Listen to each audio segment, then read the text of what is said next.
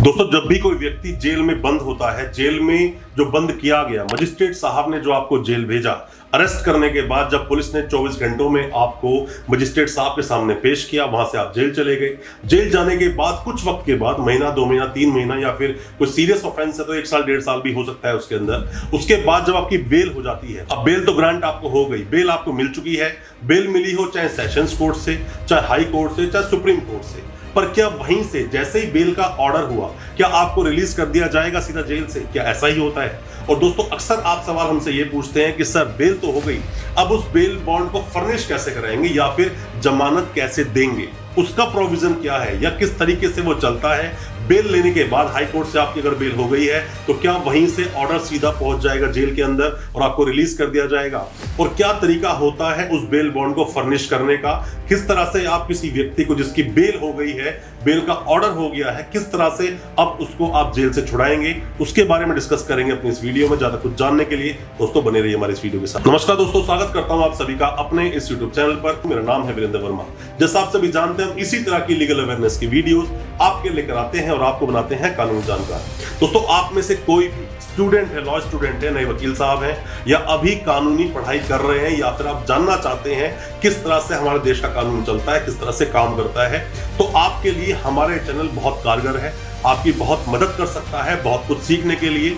हम अपना प्रैक्टिकल जो ज्ञान है हमारा कोर्ट का, जो हमारी प्रैक्टिस है, हम उसको शेयर करते हैं, साझा करते हैं आपके साथ, और वो बातें बताते हैं जो किताबों में ढूंढने से आपको नहीं मिलेगी। वो सिर्फ जब आप किसी सीनियर के साथ में प्रैक्टिस करोगे तो वहां से सीखने को ही मिलेगा, जब प्रैक्टिकली चीजें चलेंगी सामने। दोस्तों, होता क्या है, बेल लेने का प्रोविजन क्या है? पहले तो मान लीजिए आप एंटीसिपेटरी बेल लेते हैं। एंटीसिपेटरी आप बेल लेंगे या तो सेशंस कोर्ट जाएंगे, हाई कोर्ट या सुप्रीम कोर्ट। लोअर कोर्ट जो एमएम कोर्ट है उनको पावर नहीं, 438 ऑफ सीआरपीसी यही बोलता है कि आप एंटीसिपेटरी बेल ले सकते हैं, बेल बिफोर अरेस्ट ले सकते हैं। अब बात आती है, कोई भी आपका जानकार, परिजन, कोई भी किसी भी तरह से जो भी सगा संबंधी या जानकार कोई जेल में है, अब उसकी आपको बेल करवानी है। सेशंस कोर्ट मान लीजिए आप गए, बेल सैंक्शन आपकी हो गई, चलो एक ही प्रोविजन हो सकता है।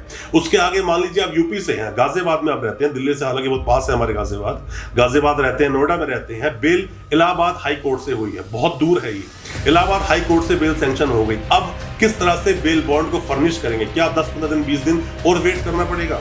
दोस्तों, तरीका क्या होता है, जैसे ही आपने लगाई एंटीसिपेटरी बेल, सीआरपीसी का जो सेक्शन बोलता है 438, जो 1973 का सीआरपीसी अपना है, code of criminal procedure code, उसके अंदर जो बताया गया है 438 में एंटीसिपेटरी बेल लगाओगे। और अगर आप रेगुलर बेल लगाने के लिए जा रहे हैं, कोई इंसान जेल में है, अब आप गए हैं हाई कोर्ट या सेशंस कोर्ट, तो 439 में जो आप वहां बेल लगा रहे हो, बेल अप्रूव होने के बाद कि हाँ आपको बेल मिल गई है, यहां से कहानी शुरू होती है। सेशंस कोर्ट से है, उसका ऑर्डर लेकर सीधा मजिस्ट्रेट साहब के पास जाइए, जो मजिस्ट्रेट साहब उस पुलिस स्टेशन के अलॉटेड हैं। दिल्ली में जैसे ऐसे ही होता है कि हर एक पुलिस स्टेशन के लिए एक मजिस्ट्रेट साहब है।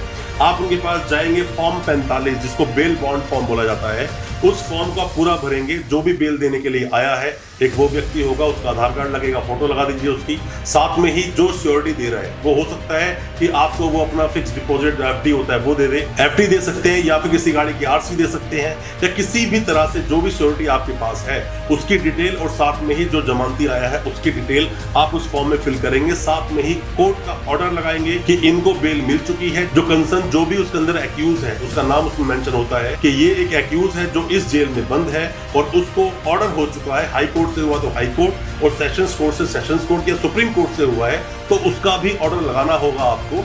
आप ऑर्डर लगाएंगे, वहां पे जाके बेल बॉन्ड फर्निश करेंगे, उसके बाद में वहीं से डिटेल जाएगी सीधा जेल में। जेल में डिटेल पहुंचने के बाद में वहां से रिलीज करते हैं। बट अक्सर ऐसा होता है, कोई भी इनिशियल्स जो नाम के होते हैं वो गलत हो जाते हैं, सेक्शंस गलत हो जाते हैं, पुलिस स्टेशन गलत हो सकता है, या कोई भी किसी भी तरह की अगर वहां पे एरर रह गई या करेक्शन रह गई, कमी रह गई, तो मैं आपको बता दूं कि वो उस वक्त रिलीज नहीं होगा आपका एक्यूज, वो जेल में ही रहेगा जब तक वो करेक्शन ठीक नहीं होती, जब तक फिर से जो मजिस्ट्रेट साहब के पास से, कोर्ट से, जब तक वो वापस जेल में नहीं जाए करेक्ट होकर, तब तक उसको छोड़ा नहीं जाएगा।